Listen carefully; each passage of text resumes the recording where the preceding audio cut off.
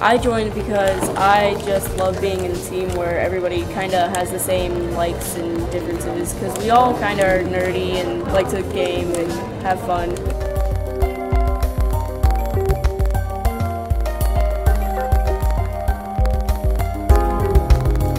I believe in STEM. I think it's great for kids. It's hands-on. It teaches them how to problem solve. I want to be a robotics engineer when I grow up, and I feel like this will give me a good thing to put on my college application, and B, will give me a good jump start on programming and building robots.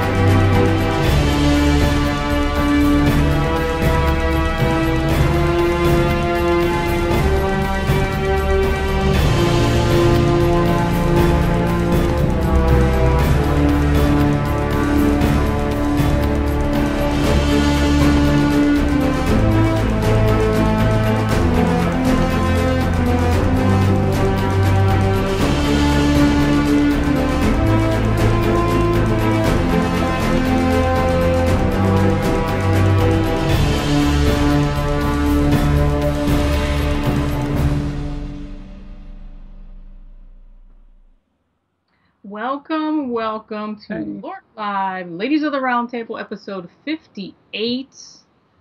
Who fights crime? Who fights crime, Pixie? We do. We do. Can we be super villains? Okay. You can be a super villain if you must use your powers for evil, not good. All right, everybody in chat, welcome to this week's episode of LORT Live. I'm here with the whole crew. There are no AFK cupcakes, as you can see. I am sitting with my work wife. That's Nikki. Hey guys. Somewhere. Good to be back. I'm here. You know what I mean? I'm not up, I'm not down, I'm sideways, I think. We're also back in the house at the table is Regality, TX, Kimmy. What's up, guys? Good to be back. What is that noise? I'm not sure. I hear a bunch of loud noise myself. Also at the table, sound effects are real. At the table tonight, joining us is Page Six. Hi guys. And the one and only Miss Pixie in the house. Oh, look at that. She's got it going on. Pixie brings props. And your moderator for the evening, Miss Carmen or Sharvasta, whichever one you want to call me. I answer to that too. In honor of this week's opening movie, Avengers Age of Ultron, we have changed up our format. We're going to go a little lighthearted this evening, and we're going to talk about our favorite superheroes. Hey, Zombie, we see you in chat. And we're going to have a little bit of a roundtable discussion on our favorite superheroes, why they're our favorite, or why we don't enjoy the superheroes' choice of our hosts. And or superhero ultimate battles. Okay, so maybe we might have my superhero take on Paige's superhero. Who would win? As always, if you guys have questions, throw them in the chat. Hashtag for chat questions for tonight is, Kim, go ahead. What would that hashtag be? For chat questions? Sure. Pick Kapow. one, random. Oh, Kapow? for random? Oh, yeah, Kapow would be a good one. Kapow, all right. That sounds like a good one to me. So, guys, if you have chat questions, make sure you throw up the hashtag Kapow, and we will make sure that we get those chat questions answered. And I think as we go through the show, there may be a random straw poll, as usual. We'll see what Kim and Pixie come up with this time. Utterly, you are prepared. Rampaging the chat already. All right, ladies. So I think the first person we're going to go to tonight is Miss Kim. Now that she's back in the house, we're going to give her the floor. Oh, yeah. Okay, so my favorite superhero, which is kind of a little bit of an abstract one, I think, is definitely got to be Korra from The Legend of Korra. She is the Legend of Korra is basically the spin-off of Avatar The Last Airbender, and Korra is the next Avatar in line after Aang. And I think the reason why I like Korra so much is because I like my characters with a little bit of vulnerability. You know, she started off like really, for anybody who hasn't watched the show, she starts off very, very confident, like, I can do this, like, shit. And you know what? Like, that was something that really drew me to her anyway, because confidence is a really great thing to have, especially when you're trying to fight crime. And she really develops as she progresses from villain to villain, who she deals with some pretty crazy villains. She progresses from villain to villain, and she gets to a point to where she's become so vulnerable because she has her bending taken away. And I think that's, like, the fact that she shows her vulnerability and she actually has to work through it, and she goes through a period of, like, PTSD. Like, I gained so much respect for her because she's a baller. Like baller for real. Because she got it all back. She's like, oh, damn, I'm going to come back at it and, like, be ready to kick ass. And so, I mean, and don't even get me started on, like, she becomes basically a power couple at the very end because she gets with Asami Sato, and that's even better. Like, please? Asami doesn't even have any superpowers, but she can fucking kick ass, and that's good, too. So I have to say, it sounds like a very strong-willed female superhero. And I know for those of you who haven't watched it, we're throwing up some links in the chat so you can go check it out.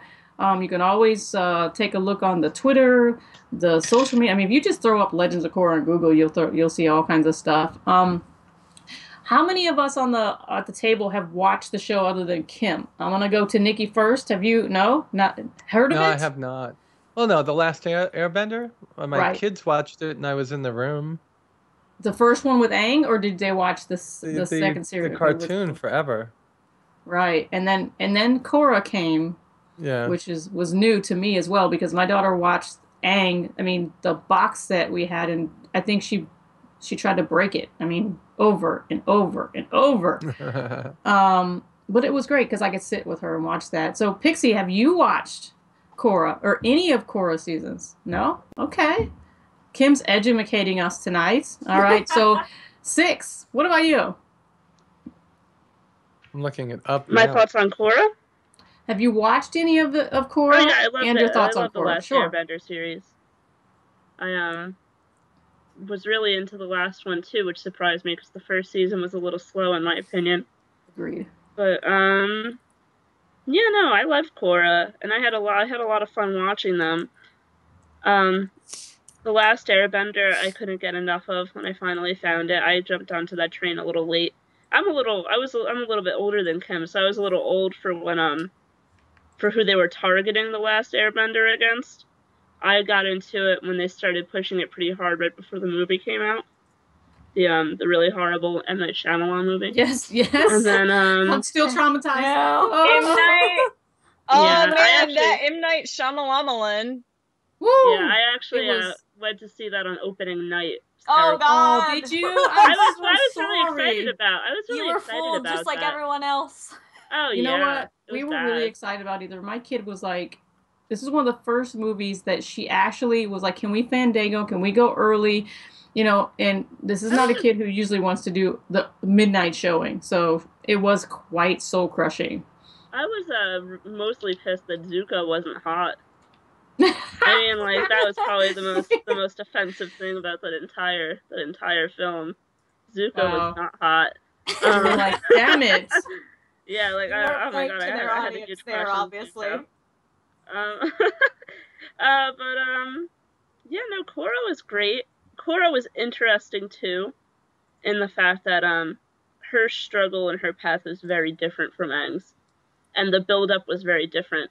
Aang's build-up was more him accumulating his ability to, spoilers for anybody who wants to skip ahead a little bit, his ability to take away other people's bending. And, that occurred pretty early, and the Avatar state was a huge thing for Aang. But that all kind of happened pretty early for Korra, and her struggle was a lot more personal, as Kim was talking about, and it was more about her vulnerability. And, I mean, the ending, too, when they made it canon that she was in a relationship with Asami was a huge, step forward, in my opinion. And they killed people on screen, and after that, they killed somebody on screen in Avatar Korra. And after that, it went onto the internet. They took it off TV. I'm pretty sure that was the reason why. The end of it, I believe, season 2.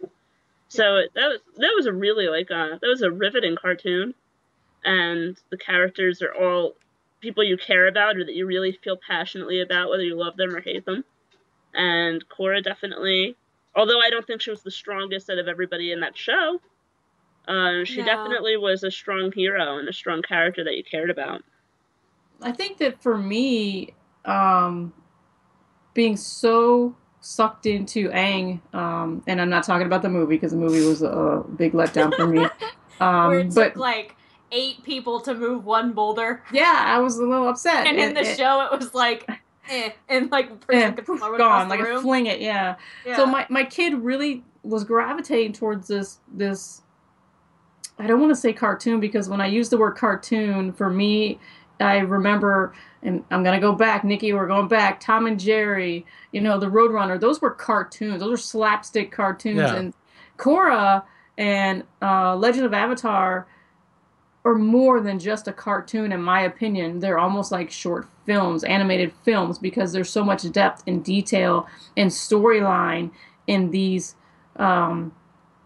films, if you will. And my kid sat from episode 1 in Aang to the very end and was just begging to stay up an hour later to watch, another episode, or on the weekends, can we watch more? She was so drawn into it, and it was the storyline and the characters and how they interact with each other and how their lives were intertwined and how they, supported each other. And then, that was it. It was gone. So when Korra came, I was excited. I'm like, did you hear about Korra? Did you hear about? She's like, oh, there's another one. Great. I want to watch it. But as Paige said, season 1 was so slow that she dropped off and I lost her. But they only thought that there was going to be 1 season. Agreed. So I think that's why it was so slow, because they were trying to stretch it out over 13 episodes. As a parent, I was excited that we were able to sit down as a family and watch this together, all of us in the house. And then I was a little disappointed when season 1 was so slow that she was like, all right, forget it, I'm over it, I'm into whatever it is that's next. So for me, I have not gotten past season 1. I've been like Nikki, it's on my list of things to watch so that I can go back and really sit and go through it. But from what I understand from talking to Kim and reading some things on the internet, it's something that you really need to go back and watch beyond season 1. You're missing out on a show that was pretty awesome from what I understand.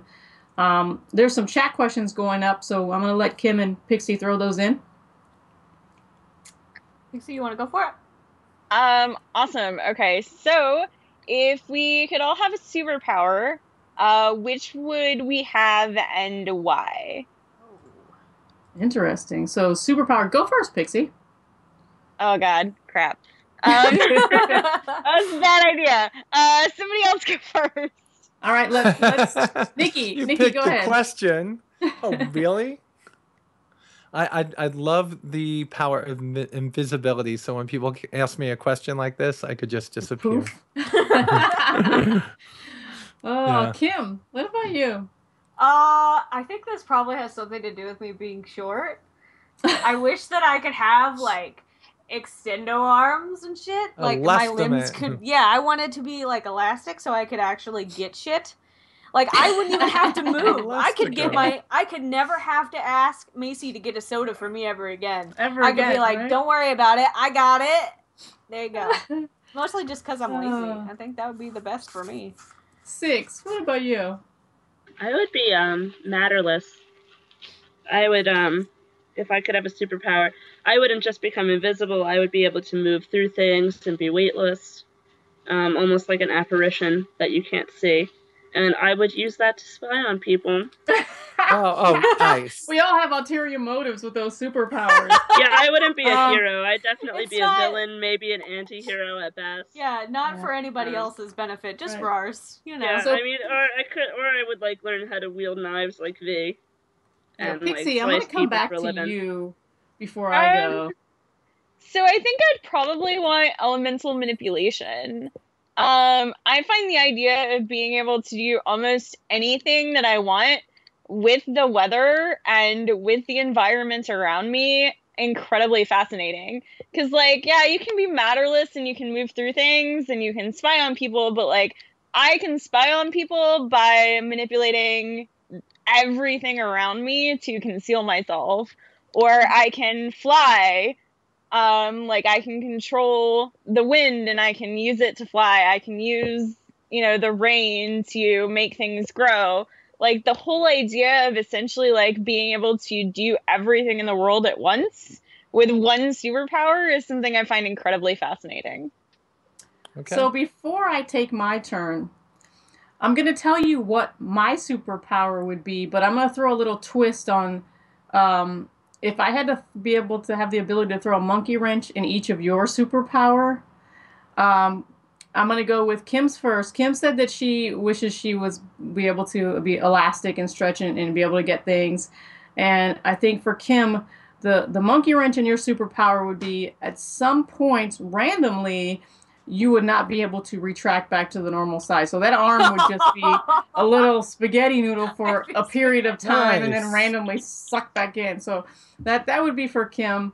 For Nikki, the power of invisibility, the monkey wrench for her would be she could turn invisible, but randomly she would be visible but naked when she pops up.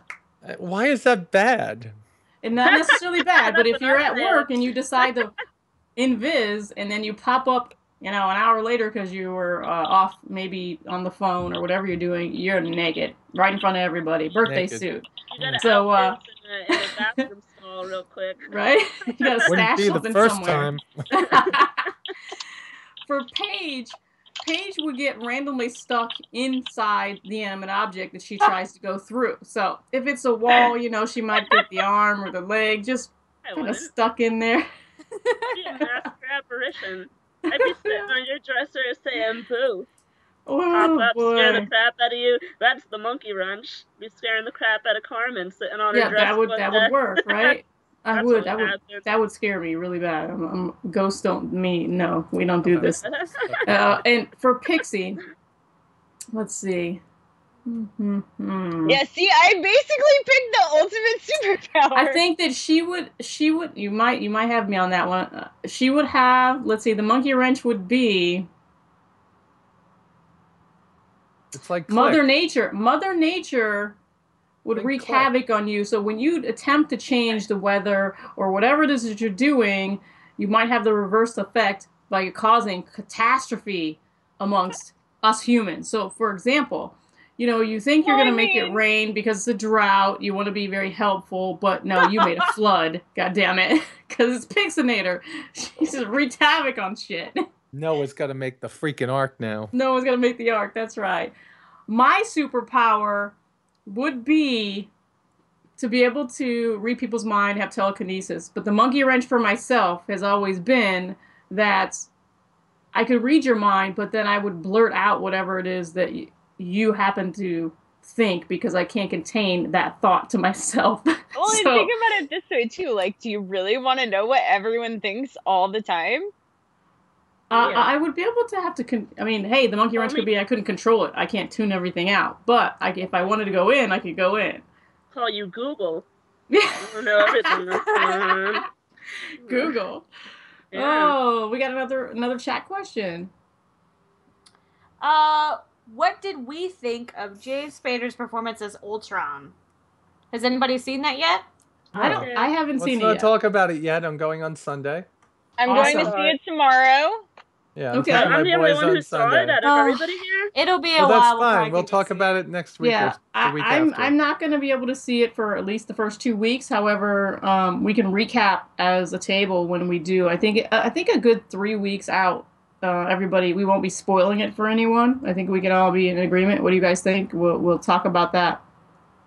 Give us 2.5 weeks or so, and we'll definitely give you our opinion. It's definitely not okay to talk about it opening night on a For live sure.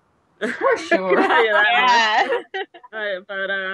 Yeah. Yeah, Spoilers!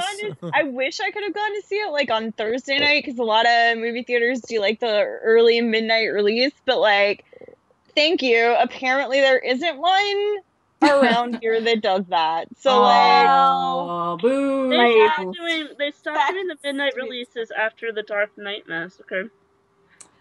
In a lot of places. So they do it the night before, they do it the day before, actually, to break up the crowds for debut. So even though a movie comes out, like on a Friday night, you're more than likely able to see it early on a Thursday. Yeah, well, no, you always see it early on a Thursday. No, but like 11 o'clock on a Thursday in the morning. You can go to a matinee the day before. Like, I saw Spider-Man 2 at a matinee showing the day before its debut. Well, where you live, maybe. I don't know about Pixie. Yeah. Well, I do know that around here, it's because they started doing that after that shooting. Yeah. Unfortunately, I mean, they want to break up the crowd, is what the theory is behind that. As you guys can see in the chat, if you're looking at the your Twitch screen, we each have our superheroes up next to us, thanks to producer Ian. So you can see who each of us have selected to talk about this evening.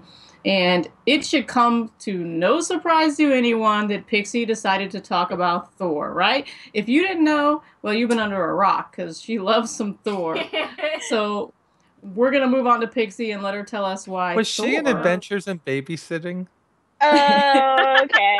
Wait a minute. I should have been that little girl in Adventures in Babysitting. I'm just putting that out there. That's your next cosplay. What are you talking about? You gotta get the little plastic Thor hat. Are you Thor? I totally had one. You do? Where is it? Why don't you have it? I don't have it anymore. I had one when I was little. Oh. You can get one to replace that. Yeah, I'm that kid. So like the thing is, everybody knows like I have a lady boner for Thor. I can't help it. No, we're talking the original Thor, not female Thor. No, right? God, so no. Clarify that. Christian Hemsworth? Okay, so here's why I love Thor. And I think Thor is above and beyond more than a superhero. First of all, Thor is an Asgardian god, okay? Like no matter how you cut the cake, it doesn't matter because at the end of the day, Thor is a god. He is not a human with like special powers, Captain America.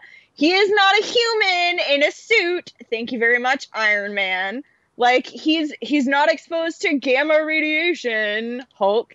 Like he is an actual god. He is a god. He has an amazing hammer. He controls lightning. Like he's actually based on the Norse god.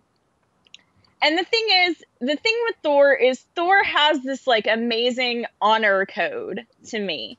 And it's this principle idea that superheroes inspire people to be better and to do good things. And Thor is kind of, a classic superhero because if you're a person, like, don't depend on Thor to save you because you're probably not getting saved. Thor saves the people who are, like, worthy of saving. Which I think inspires people to be better than they actually are. Because if you're not a good person, you will not be saved by Thor. And I mean, Thor does like, obviously with Loki, like Thor is kind of, he relents on like how punishing he is because he does have very like human aspects. But he's very much an honor coded man. And if you look at people like Superman's just kind of like, you stole a purse, like, but now Zod is coming after you. Well, I'll save you because it's Zod and I have to save you over Zod and then punish Zod. Like, and that's kind of the thing is that Thor doesn't do that, in my opinion. And I think that's really, really interesting. I also think it's really interesting that you cannot pick up Thor's hammer. Like, you just can't. You have to be Thor to pick up Thor's hammer. You have to have the same honor system and moral values and the same strength of character that Thor does. And nobody does. Like, nobody ever really does. Which is, like, fascinating to me. Yeah, it's basically the Excalibur of comic books. Right. And awesome. What a lot of people don't know is Thor was almost written for DC. So the creator of Thor, Lee, he did a version of Thor for DC back in the 50s before he did him for Marvel. But he created Thor at Marvel. Which I find really interesting. And the great thing about Thor is, yes, Thor is in a superhero costume, but ultimately he still looks like a god, not a cartoon. And he's got a really rockin' bod. I mean, like, you put people like Chris Hemsworth and Captain and Thor in movies, and like, yeah.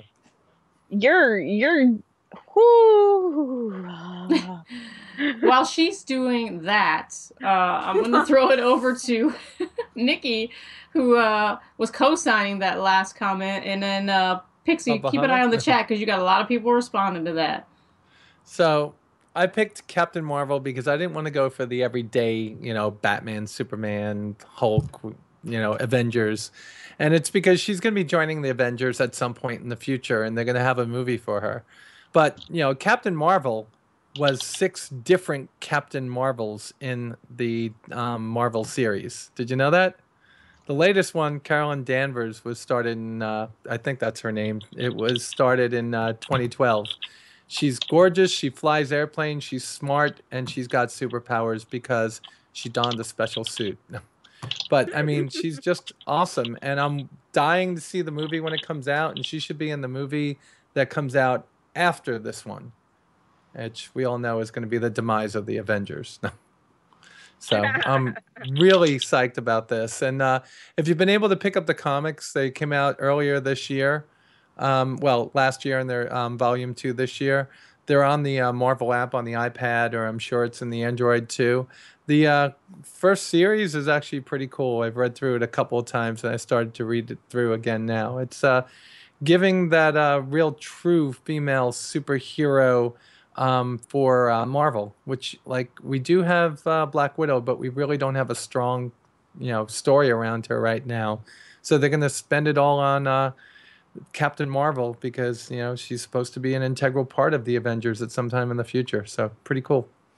Anybody ever read any of them or ever see any of the old Captain Marvel comics? I have. I really like them.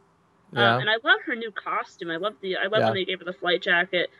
She was the first too for them to like kind of redesign a costume, and they knocked it out of the park with her. I've also was reading Ms. Marvel, which is different. That was the Arabic girl in Jersey City.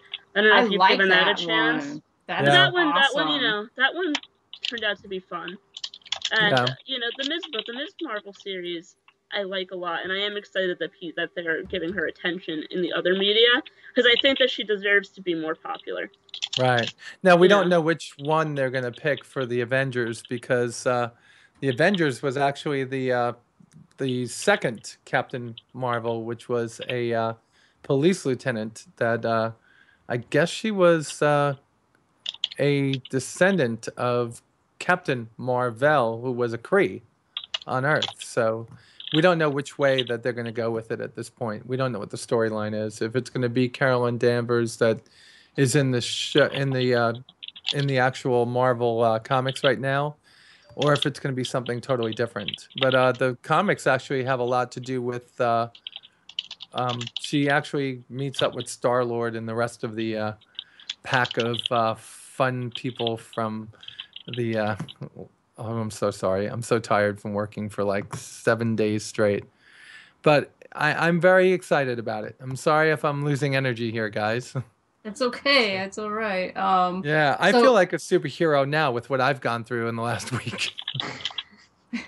At the end of the last Avengers. So, Kim, how do you feel about Thor? And then we'll get to Nikki's Captain Marvel in a second. I think Thor and Captain Marvel make a great team. Hey, I don't know. It could be a one-off.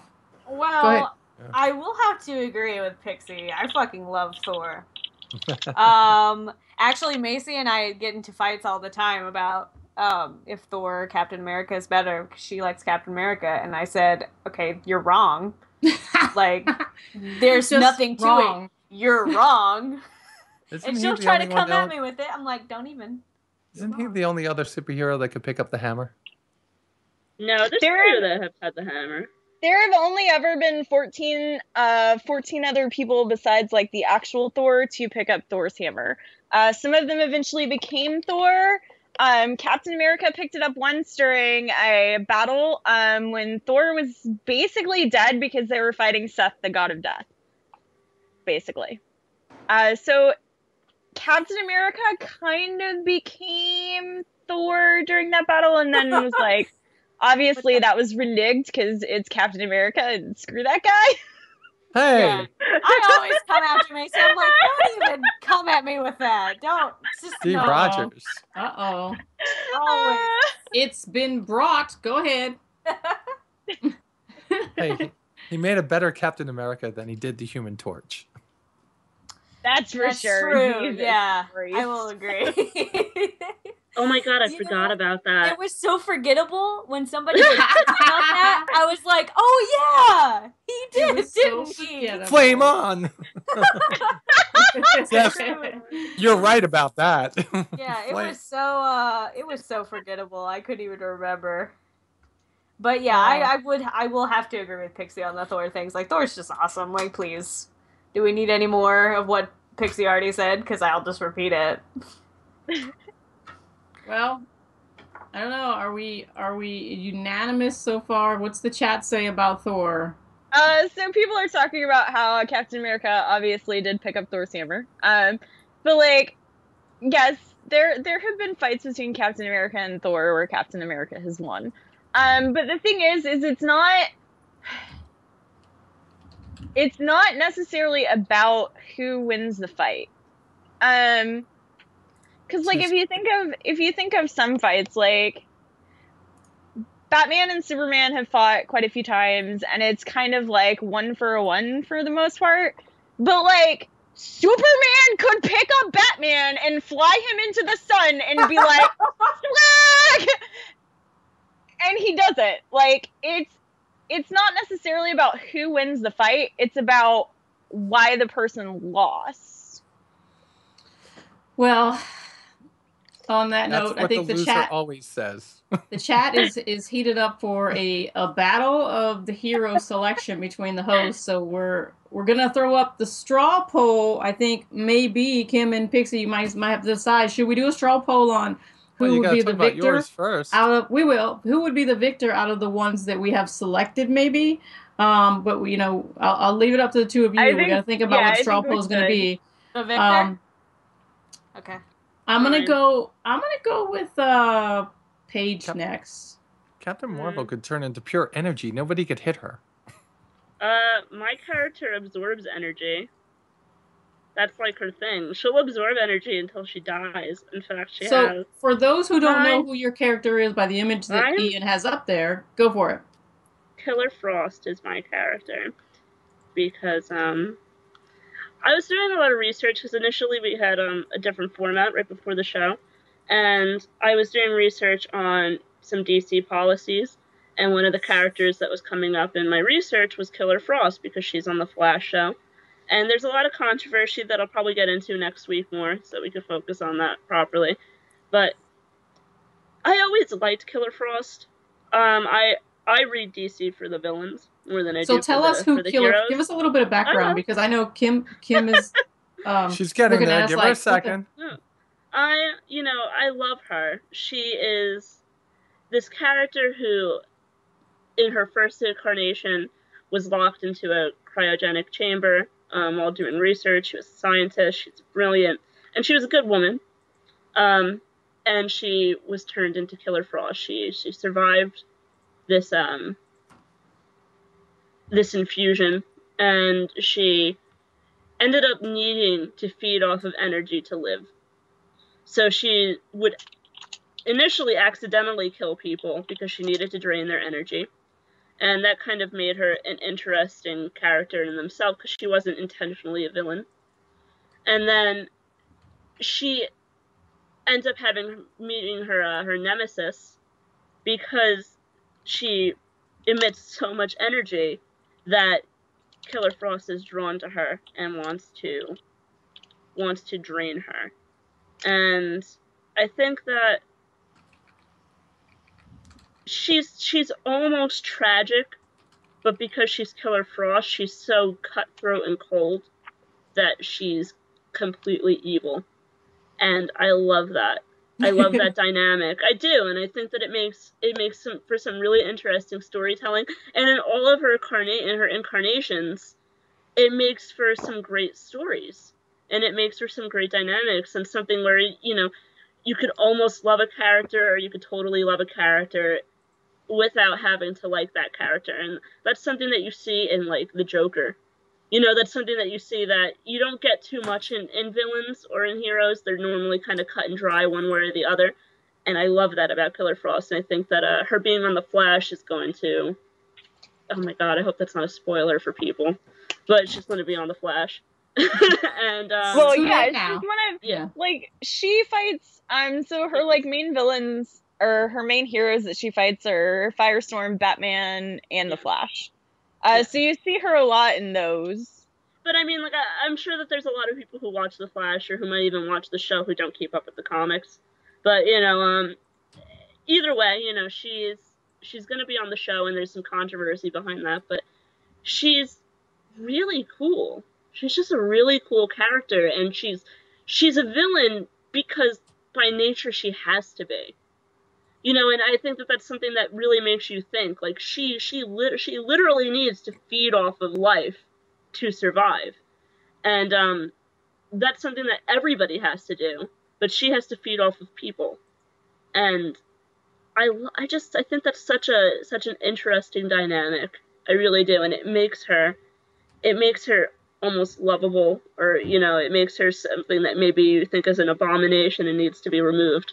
Either way, you could go one way or the other. But I don't know.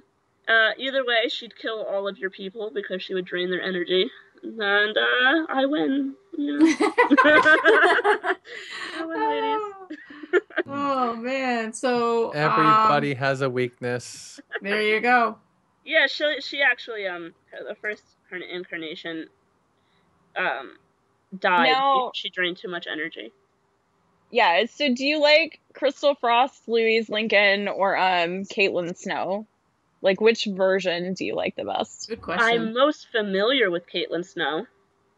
Oh, that's the wrong answer. No, I mean like well, I'm most familiar with her. That's the wrong answer. It's her answer. Now you can't unfriend you. No, from what I like the most. Don't understand. Yo, where's my Facebook? I gotta unfriend her. Unfriend you, yeah. I've liked Caitlin, and I do like Crystal too, but I like them. I like too within the New 52 that they've been making her sort of an anti-hero when it suits her, and that's something that they're taking advantage of, and I think is fun. I don't know. I don't think I've ever really picked one of them. I just love the concept of her. I think that she's just a really awesome concept. Yeah. I really do. Like I like when characters are written a certain way too. Like I follow writers more than I follow characters, and a lot of people look at me weird when I say that. Like if somebody said, "Who's your favorite DC character?" I'm more likely to say, "Oh, well, I like so-and-so as Batman," or "I like so-and-so as Killer Frost," more than I would say, like, flat out. Because, like, I haven't liked Snyder's Batman, but I wouldn't say that I'm not a Batman fan.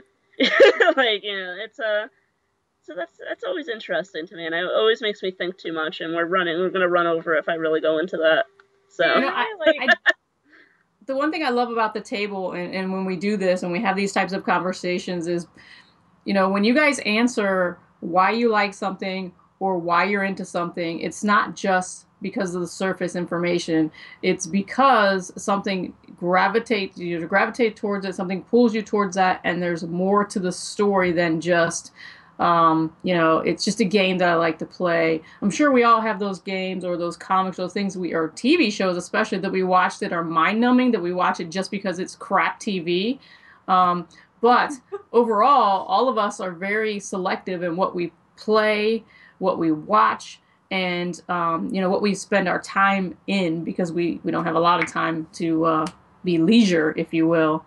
I'm going to go into my superhero, and then we're going to look at some chat questions. I see some things rolling in chat, so you guys can throw those up there as well. Remember, the hashtag of the day for chat questions is kapow. So throw that up. We will get your chat questions in there. And thank you guys for joining us. If you're just coming into the channel, we're talking about superheroes, superhero talk, movies, comic books, why we love them, why we hate them, and or why we aspire to be like them. My favorite of all time, and she's the coolest ever, is Linda Carter's Wonder Woman. Yeah, there you go, Pixie. Way to be. Way to be. Props. Pixie's bringing all the props tonight. Back in 75, Linda Carter's Wonder Woman was just, it blew my mind to have this strong, capable, sexy-ish, if you will. Back then, she was very risque with that outfit.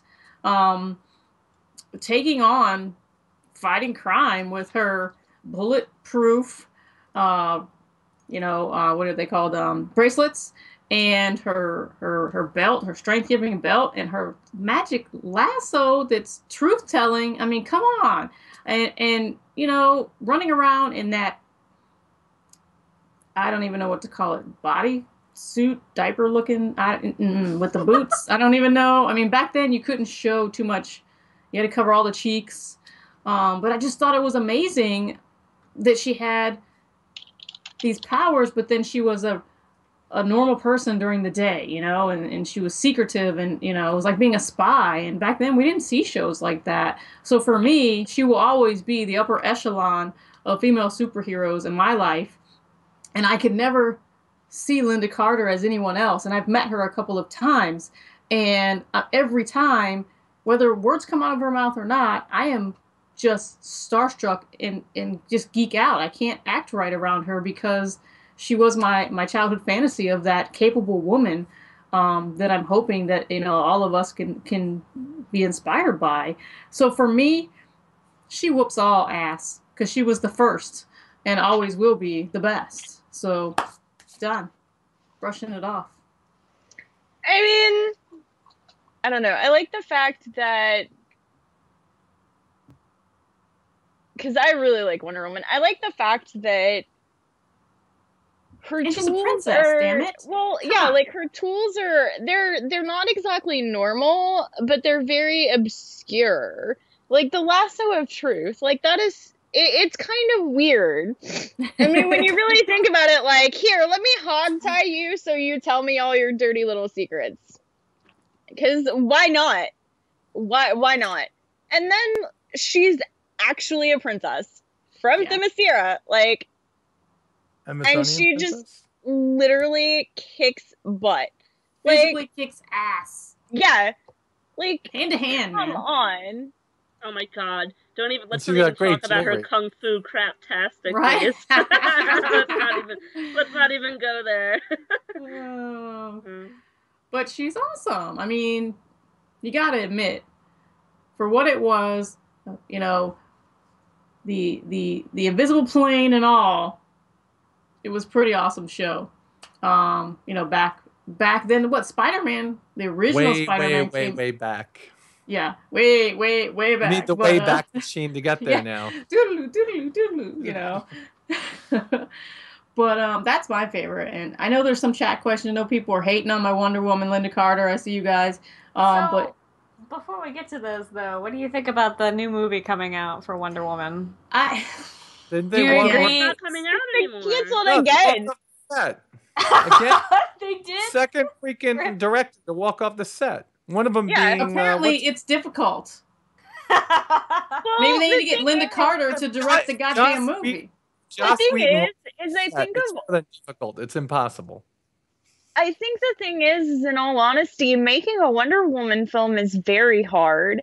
It is Yeah, really there's a lot to live hard up to. yeah, it is, especially because there aren't like 5 million different incarnations. I mean, there are different incarnations of Wonder Woman, but they're not so vastly different from one another, in my opinion, that the overall idea of her is fairly similar. And finding somebody with the correct body, with the correct, attitude, and being able to uphold that in her ability to fight and to, essentially just kick ass it's really hard. It is difficult. It's not like you can put Affleck in that suit and be like, oh yeah, this works for me. You know what I'm saying? This is great. You can't just shove no, anybody in there.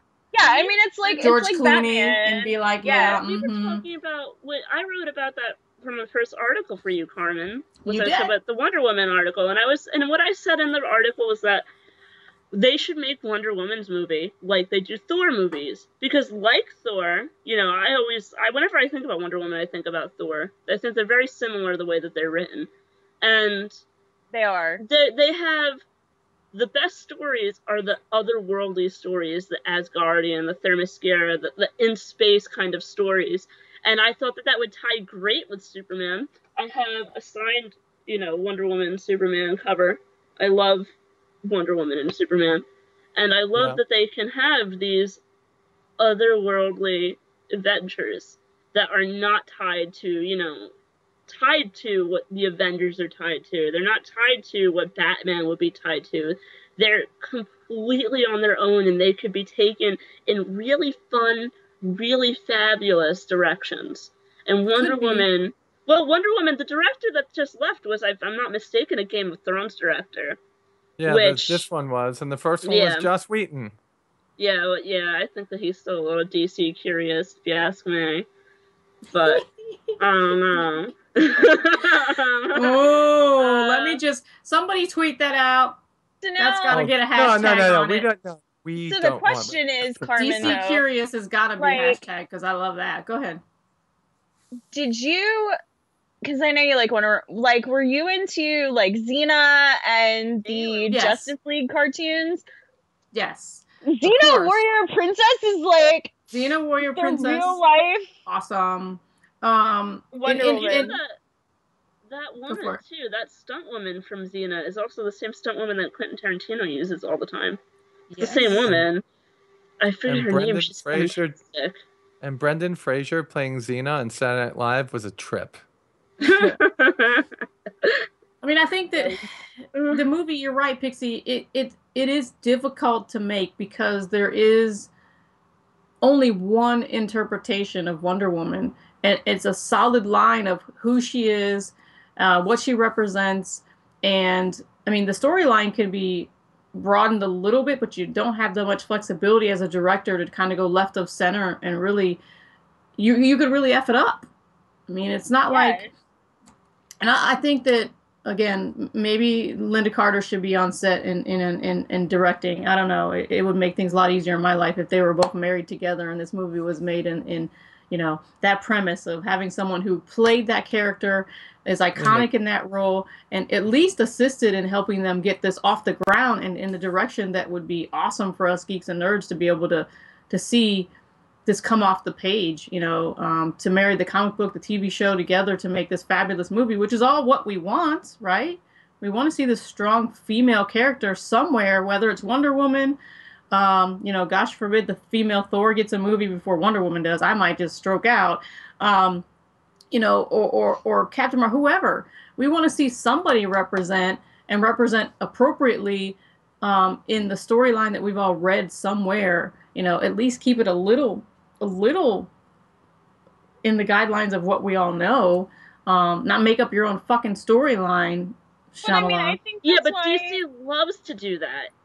DC loves to do that. Yeah, but think about what happened with like Nolan's Batman, right? Like Nolan's Batman was amazing. Nolan's first two were amazing, and Nolan's last one was a catastrophe. I don't think the last one was perfect by any means. It needed subtitles. But I think the Batman was correct, if that makes any sense. Oh, I love Christian Bale's Batman. I think that's the thing is it's you have to find the right actor, because like look at how many movies DC went through with Batman that were just like bad. I mean, like Val Kilmer is Batman. Like, come on. Hey, leave him alone. She's like, Val Kilmer is. I mean, I think that's really what it is. Michael Keaton was amazing. He wasn't bad. Amazing? I'll give him that. I don't think he was amazing. I do not think he's Christian Bale. No, because they're two different freaking Batmen. I hate Michael One's Keaton. based on but the one that Michael Keaton was based on the original Adam West. And then you have a dark Batman that's based on the Dark Knight series. Yeah, and they were both well done, but I think it's not about there being differences in Batman. Your generation is growing up with all the dark and amoral superheroes, where back in the day we grew up with the overly fun, righteous, compliant, you know? Darkening. Like I watch old Batman TV series for fun on like my television all the time. But when we were young, that was all there was. Not all these other. No, and my point is that I think Michael Keaton did a good job of filling his role in that Batman character, but I don't think he did quite enough. Whereas I think Christian Bale filled his Batman character far better. His voice and talking like this. I mean, as if Arrow's. That was acting, now. Right? Oh my god! Arrow, you know what? I never noticed Bat Bale's voice until everybody started doing parodies of it. Like it didn't bother me or register to me at all. Horrible Terminator movie he did. It was the same character. Oh my god! I haven't watched the Terminator movie he did. But I did listen to the rampage that he had backstage when somebody walked across the set. But, my goodness. how's chat, Kim? Anybody throwing up Hey, any people are agreeing hashtags? with the Michael Keaton thing. Oh, are they? Woo, okay, Yeah. chat. What do you mean by Michael agree with Keaton? it? It was horrible or he was Except good? for Paige just now. she I- is not I agreeing. I think I voiced my opinion, but honestly, like, if you really want to get down to like best Batman, George like- Clooney. Adam West. Adam West. Yeah. Yes, Adam Yeah. West. Yes. like I Yeah. agree. Oh my geez. All right, so that straw poll is up, guys. You can throw up whoever you think is the victorious winner of the battle royal of the hostesses. I want each of you to take a moment really quickly and think of if you could be one villain only, superpower or no superpower, who would that be? I'm going to give you guys a couple minutes to think about that while we pause to take a special thank you to our sponsors, our current sponsors that are going to be coming on board in the next 30 days, as well as everyone who supported our STEM education charity initiative that we're working towards. If you don't know what we're doing, guys, take a look at the information in the bottom of the chat. We're working towards providing scholarships for young developers and kids interested in science, technology, engineering, and math to hopefully enter into this field of video games and tech to prolong the field and make some more fun games that we can actually play and not be really pissed over, right? We need some creative minds coming in behind us. So keep watching every week. We thank you guys for coming back, and I'm going to go right over to 6. You could be any villain. Who would that be? My God. You need to give me more time. Oh, come on. No, The time is running out. No, villains is hard. Villains is hard? That's I mean, even I just harder. you told me to pick a superhero, and I picked a villain. Yeah, I'm I going mean, right off like, the cuff, guys. It's spontaneous all right, night. yeah, all right. If I could pick any villain that I would be ever in the history ever of anything, who would I be? You could be a tree. What tree would you be? No. Yeah, I know, right? We already Obviously, did cupcakes. a Christmas tree. Why? It's already dead. I want to be a Done. dead tree. They're all dead trees now. Guys, throw up your villains. Throw up your villains in You know, chat. I do have a large amount of respect for Cesar Romero not shaving the stash. I too refuse to shave my stash. What, the original Joker? And if you're just walking Yeah, into right? the chat and you My just baby. heard that, I'm sorry, whatever context What you're about taking what in. about the Eartha Kitt Catwoman? Oh my God, that's the Catwoman. That's This what I'm is- saying. You can start talking about stuff that's I'd be over Eartha on my Kitt. wall. Like, oh my She God, is she's amazing. amazing. She is. Yep. Whenever You gotta somebody pick talks about one. Catwoman, You I gotta spam pick them with one. pictures of Eartha Kitt. All right, so we've got yours. You got your one. We'll go with that. All right, we'll go with that. So I'm going to Sure, roll we'll go over with that. to, I'm going to go with Pixie. Oh my God, this is so hard because like I love Poison Ivy. I think Poison Ivy is amazing. I love Harley. Harley's Yeah. amazing. Like she basically went bad for love. Of course, yeah. Like, and then I love super stupid super villains like Paste Pot Pete. Let me run around and like glue you to shit, cause that's real. I love that. like, I like can so see it's you almost, doing that in real life. It's my it's kind of almost villain. like one of for those sure. things where I would pick something like Paste Pot Pete just because it's so dumb and it's so funny. I could see you gluing people to things. Just But random I acts. don't even think you need to be a villain to do that. I think that Yeah. I could see you doing that. Prank like I could see fest, like yeah. one day Pixie's husband's gonna come home and she's gonna have glued everything to all the places that they're on, so he can't move anything. Like, I one can day see that's gonna Pixie happen. enjoying April Fool's Day to the fullest. I can with go see her you spouse. Yeah. his cologne and his razor, and it's glued to the spot that he left it in the night before. Definitely. But I mean, it's one of those things, like, it's almost like there are too many good super villains and not enough good superheroes. All right, I'm going to go over to Nikki. You're next. Mystique. That way I could be whoever I wanted to be. Oh, that's pretty Oh, cool. yeah. That's a good one. That's And a she's good one. Genius. I love her. She's awesome. She is fabulous. That's a good All right, one. Kimmy, your turn. Oh, God. I always feel so bad because I always pick people none of y'all know. But maybe Chad That's will okay. know. Maybe Chad will know. I would be Annie Leonhardt from Attack on Titan, because that bitch is conniving as fuck. She is Holy very. poop! I have Like, to if, watch that. With I'm not gonna tell you why, but that girl's conniving. Don't trust her. Don't trust her. If you watch that show, you'll be really mad. Cause I was mad. But I would be her, totes. Wow. For me, Pixie hit it nail on the head. I think that if I could blend Poison Ivy and Oh, go ahead, Nikki. no, that's good. Go. Let's hear more.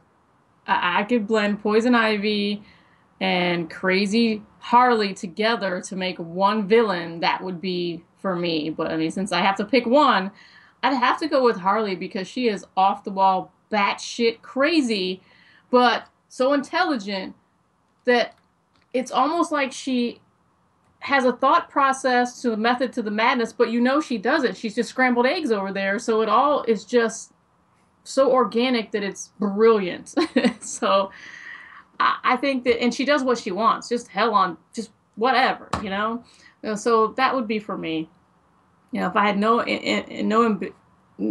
just F it, screw y'all. I'm gonna do whatever I want. The Harley from the Batman Arkham series, or the Harley from the comics? Comics. The girl from the Arkham series, she's just nuts. She is straight up That's nuts. awesome. She is straight up nuts. She's just, you're right, like batshit, just crazy.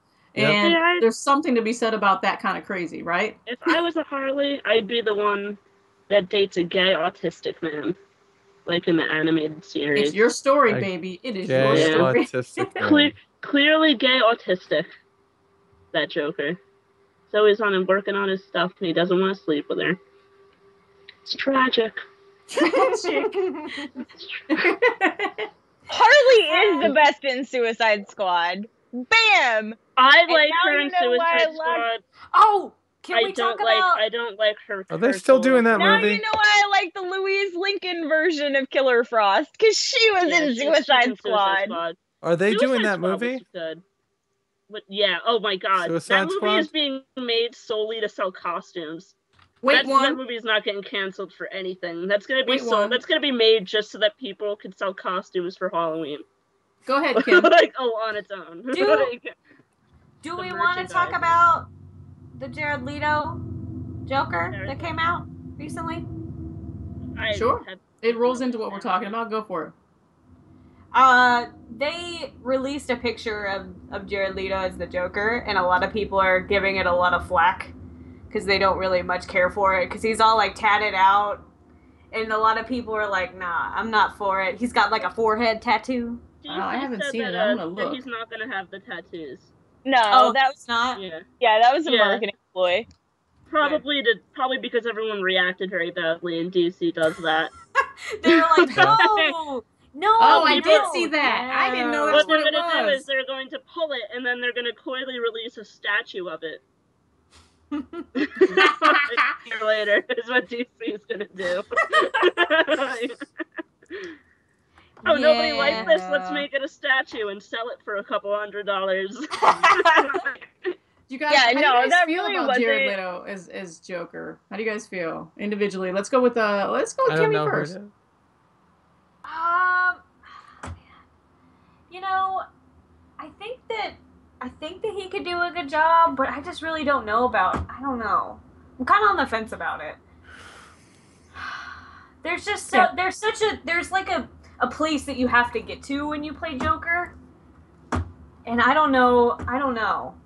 There's so many different Jokers in the movies, though. They're all so different. They're all so different. Six, let her finish, and then we'll go over to you. Oh no, go ahead. You're done? All right, so go ahead, Six.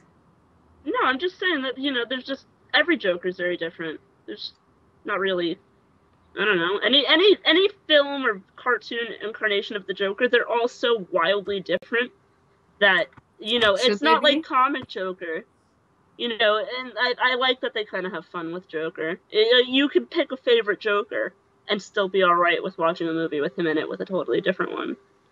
I think I think that's the interesting thing about it, though, is that when Heath Ledger was going to be Joker, everyone was like, are you kidding me? Like, that's Heath Right. Ledger. Like, he was in A Knight's Tale. How's he going to pull this off? And it's like, Right. you Things think I about heard it, Heath Ledger.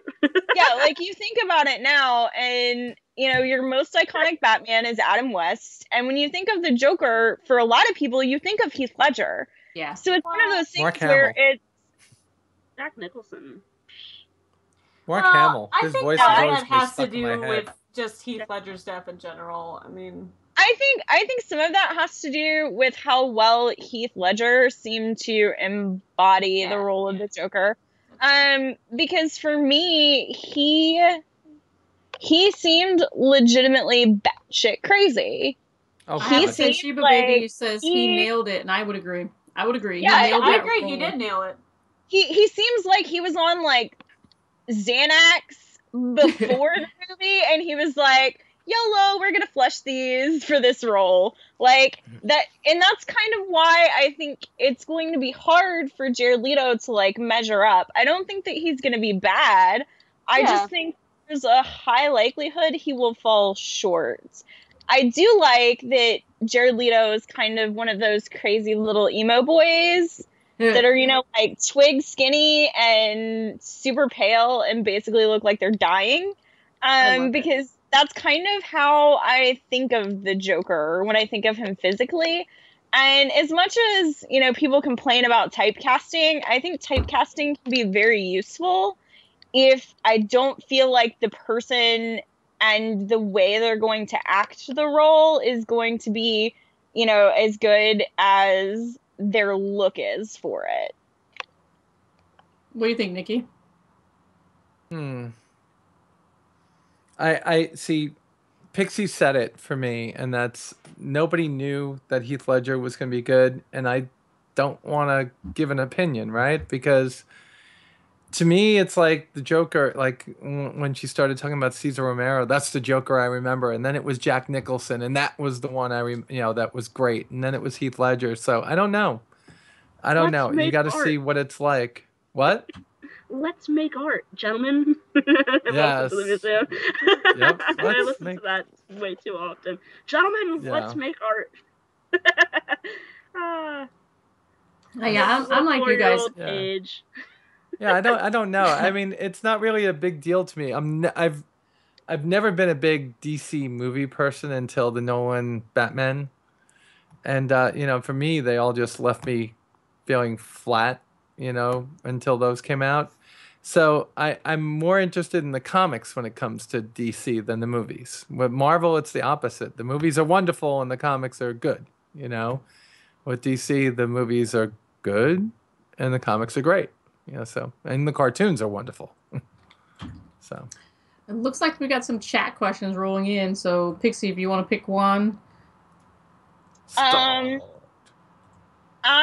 just want to talk about what Naughty Miracle said. My Joker would have to be combining the acting of Heath Ledger and the 90s animated Batman's Joker. That would be perfect.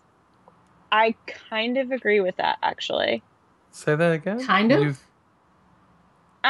Combining Heath Ledger with the 90s animated Batman's Joker. Okay. I do kind of have to agree with that. So the Mark Hamill voice. Hey guys, if you're in chat, we are not doing spoilers for the Age of Ultron movie. Please, no spoilers. A lot of us haven't seen it. We're waiting to see it, so keep your spoilers to yourself. Thank you kindly, and welcome to the chat. Poke Your Eyes Out Games, and later, because your boyfriend is, or not your boyfriend, I shouldn't say your boyfriend, but Jesus, Mary, Pete, Joseph, it just got hard to talk. Yeah, forget what I was just going to say. I was going to say somebody was leaving, but my brain just totally spaced. So go ahead, Pixie. I mean, because did anybody ever watch the old Batman cartoons here besides me? Of course. I watch them on Netflix. Right? So, they have them on Netflix. So, Joker's mannerisms in that cartoon are pretty daggum spot on to what I like about Joker. And Heath Ledger really did have kind of the best Joker voice in my opinion. So I basically think if you could combine the two of them, that would be pretty much perfect. My only issue is what I'd like to see is a real life combination of the Heath Ledger voice and the 90s cartoon. But I don't know who that would be. Like, I can't think of anyone off the top of my head that could do that. I think that it's weird that Joker is so tied to the voice because of that cartoon. Like, that, everyone, you know, when people say Mark Hamill's the best Joker, it kind of, I don't know, I get, like, a negative reaction to that. Why? Yeah, because, like, I understand, like, it's a voice, but it's a voice. You know, Yeah. the Joker is much more than just his voice. And there are, you know, incarnations of the Joker in live films. You know, when they talk, you know, when you're talking about who's the best actor, and people say Mark Hamill, that bothers me. If you say who's your favorite Joker, and they say the animated series Joker, I'm fine with that. If they want to say the Arkham game Joker, I'm fine with that. But when you're talking about who's your favorite Joker actor, you know, and they say Mark Hamill, I feel like that takes away from, you know, the work that people put into actually becoming the Joker for a film. But I think as with anything, that's what happens. You like gravitate towards what grabs you the most. I mean, it's like if you were to ask me about my favorite Wonder Woman, it's Wonder Woman from Animated Justice League with Susan Eisenberg doing the quintessential voice of Wonder Woman. Like, Susan Eisenberg is Wonder Woman to me. Let's say that there were 7 movies with Wonder Woman in them, right? Right. Live action movies, and somebody said, who's your favorite Wonder Woman actor? Right? And you said Susan Eisenberg, right? That to me is like me saying, hey Pixie, what's your favorite ice cream? And you say, oh, I like rainbow ices. Close, but it's not an ice cream. And this is why we have a roundtable discussion, because everybody has an opinion and everybody has a standard, but we're not entirely wrong. We're just and a most little of them are wrong. off. So yeah, That's only because everybody has an opinion. It's never going to be the same. It right? always weirds me out when people do that, when they're talking about something specific. Like, if that's your favorite Joker, if that's your favorite Wonder Woman, fine, you know, but when somebody says, like, who's your favorite actor, like, I think about, especially with the Joker, Jack Nicholson said to Heath Ledger, be careful when you're becoming this character, because it could take you to some dark places. And he ended up dying. And when I think about that and somebody says to me, you know, oh, well, I like Mark Hamill as my favorite Joker actor, I just think, like, you know, they really put a lot into becoming this depraved character. And they went to some crazy, like, you know, method acting places to become this character. And I just don't see that happening with the voice acting alone. Hey, breaking news! You know, breaking news! Regality's mom in chat. Everybody say hi to Mama. Hi, Ma. She's in chat. Hey, Ma. My mom is probably younger than me. I think that's a really unfair statement to make. If you ask any voice actor how hard it is incredibly hard. Have you ever tried doing like realistic fighting voices? Yeah, I think hey guys, one at a time. I'm gonna let Pixie in with the rebuttal. Pixie, I think that just really takes away from the skill that voice acting takes. I'm saying it's a different skill. I'm not saying that it's not hard. I'm not saying that it doesn't have its merits. I'm just saying it's different. Acting is acting. Like, voice acting or being in person, like, it doesn't matter. You're still acting out a character and still portraying something. Yeah, sometimes you gotta do things with just your voice and the inflection that you can, that other people can do. There's no scene to watch or feed off of, so I think that... and you've got to work harder to make that work. And another thing is, you know, like, you can't physically show what you're sounding. Like the character does that for you. Like the animation does it for you. So I mean, you have to really commit to that face because you're not making it yourself. Kind of. You know. I mean, if you look at the interviews with who was Woody? Tom Hanks. Yeah. Tom Hanks talks about how when he's Woody, the most penetrating parts of being Woody,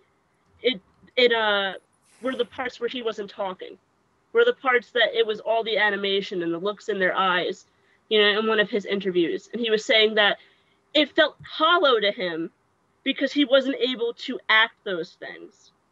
So, Paige, I'm going to make a suggestion for you to watch a documentary called I Know That Voice. It is a voiceover documentary. It's great. And you really, and you're still walking away from acting is acting. I'm not saying that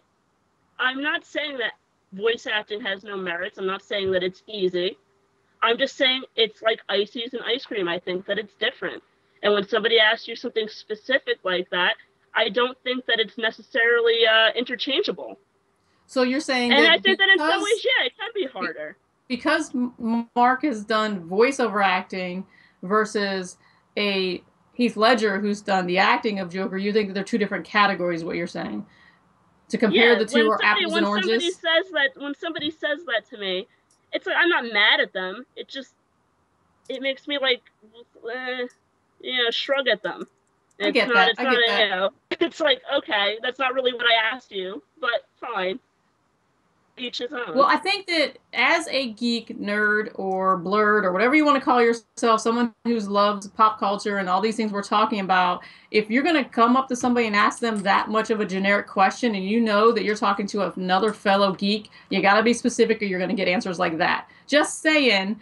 You can rile up a nerd right quick if you're going to be like, well, that's not the question I asked you, even though we understand where your point is. Well, I don't even fight with them about it. I'm just like, all right.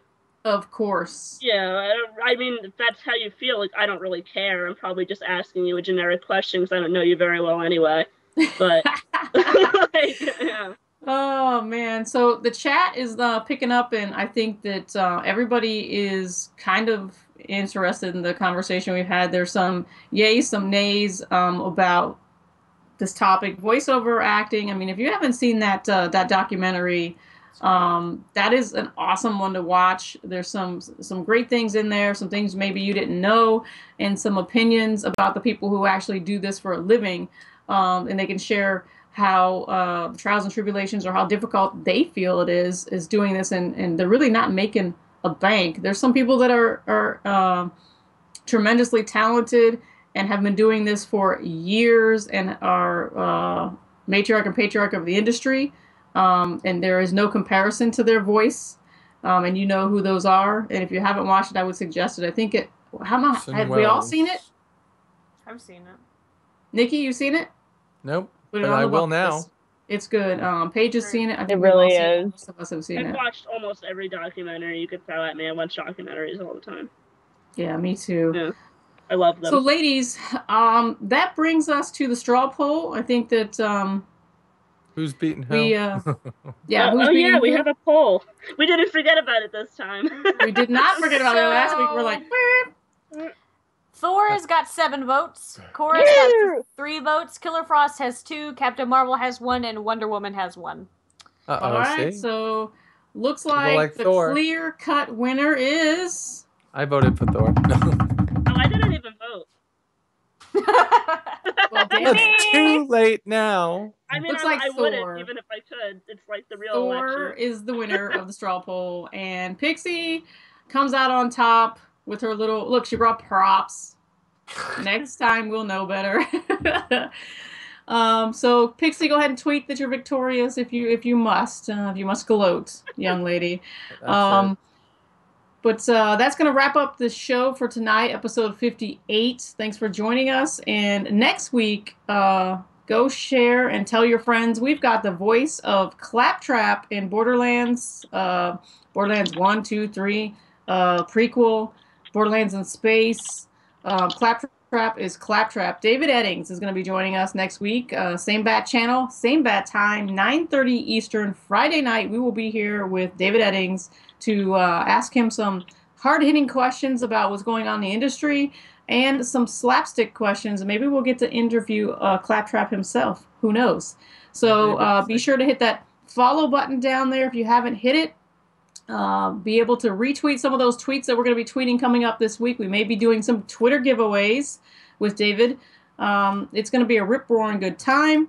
And as always, we're going to do our shout-outs before we leave. I'm going to start with Kim. So I got to give my shout-out for my faraway lump, because she's not there. No lump. What? The lump went home this weekend, so I'm giving a shout-out to Wait, that Cranberry. is her home right there. Yeah, on the bed. She Damn it, needs to be Cranberry. there. Damn it. That is her home. We're all thrown off She now. never leaves there. And a shout out to all the lesbros in the chat. Thank you guys for coming over here and hanging out with us and asking some questions. I see some of you guys over here. And it's great to be back with you ladies. Shout outs to y'all. I missed you guys while I was gone. It's been a long month. Yeah. Finals are coming, and it's school's almost over. Winter's So coming. shout out to no more school. Winter's coming. Yeah, winter's coming. Man. All right, I'm going to throw to Paige. My shout-outs, as always, are Another Castle and Gaming Rebellion, but I'm going to put an extra shout-out in this week to DC Comic News, who I am now going to be their video girl, giving you guys DC Comics updates, because they love my anger. What can I say? I don't know. Awesome. Paige got a It's new going to be gig. fun.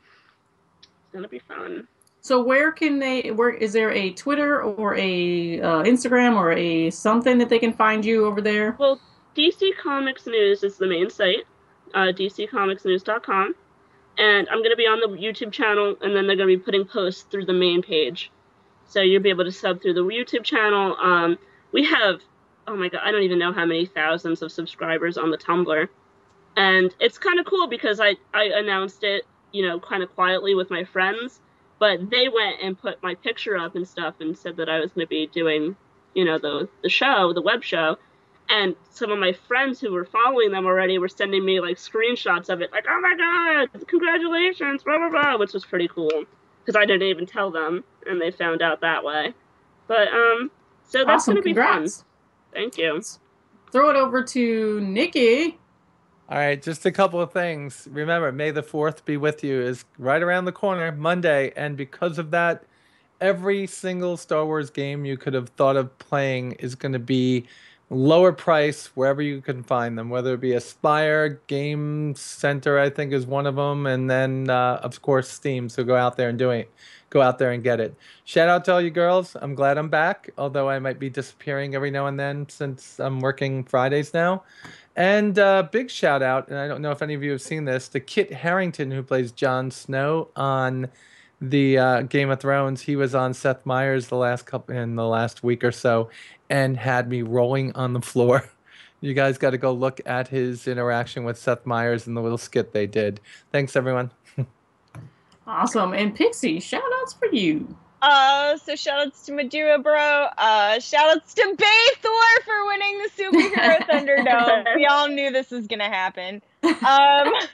Sorry, Thor's a woman. Y'all can't. Yo, it's like MC Thor Hammer. You can't touch this. Yeah, exactly. So shoutouts to Susan Eisenberg. We were talking about Susan Eisenberg on the show, voice actor for Justice League cartoons. If you've never seen it, go watch those cartoons. They're amazing. Yo, Susan, and you can be on the show. Just saying. Yo, we love you, Susan. I still have your autograph. I have it framed. I'm such a geek. Anyways, and super, super, super huge shout outs to Age of Ultron. I will be seeing you tomorrow. I think I you might and me be got a seeing you date tomorrow too. We're going together? No, you and Age of everybody else, Ultron, whoever's got a listening, date. go ahead, go see it tomorrow with Pixie.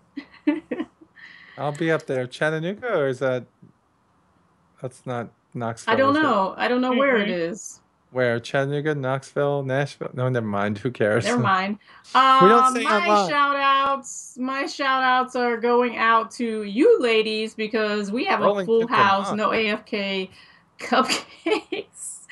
Glad to have everybody back at the table. I missed you guys while you were gone.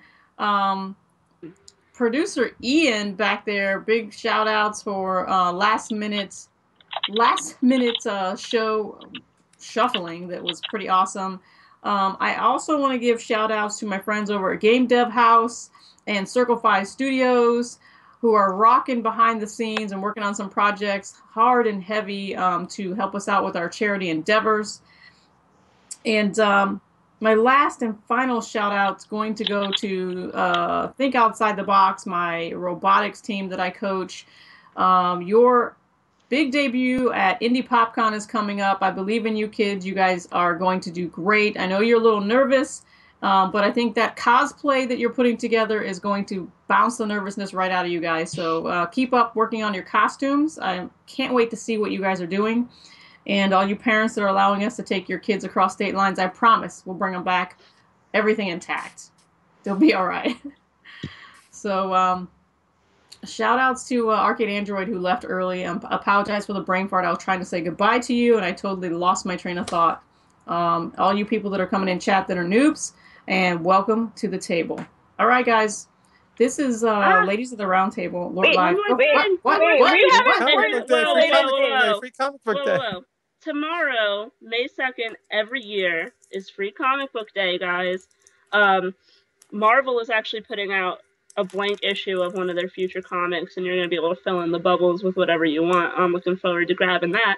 Ooh, but yes. You need to go. Yes, you heard that right. Pixie. I'm so excited.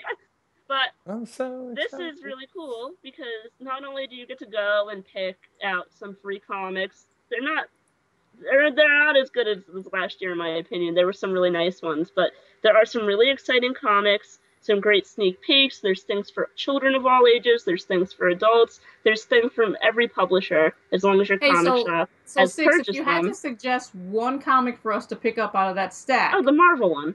All right, absolutely. That's all I need to know. I'm gonna get as many of them as I could coax my comic book shop into letting me, and I'm gonna probably make a Tumblr of me filling out all the bubbles, saying really obnoxious things. I can't wait to see that. Go figure. Trademark. Yes, guys, don't forget that you can't do it at all stores. Yeah, that's your true. store Participating stores. I will post you guys the link for the participating stores. You can look it up by your zip code. The apps on Android, and iPad do it too. Go in, support your local shop. A lot of them put up some really great deals too while you're in there. Jim Hanley's JHU Comic Books by Me does buy two get one free graphic novels every year on Free Comic Book Day, and you can make a day of it if you're in a more populated place. It's an awesome opportunity to go out and meet some comic book geeks and to get some free swag. So. All right, guys, go out and support your local shops. And Mao, that was an awesome tweet. Get wrecked by Thor. We're closing out the show. Have a good night. And ladies, dance it out. Do your thing. That music, glow sticks in the air. All the ladies in the house say, what? Come on. Were you slow? What? Yeah, geez, you guys. Leave me hanging. 50 years old. Roll that cred. Oh, so much fun. Can't wait for next week. Uh-oh. Glow sticks. Kim was like, I got these glow sticks and I'm loving it. She was twirling so fast. Where'd she go? Oh, good time. Good time. We're waiting on the credits. We're still on the screen. Yeah, no, I know. I'm watching. I'm not taking my bra off yet. I can't do that. Free Comic Book Day! So guys, better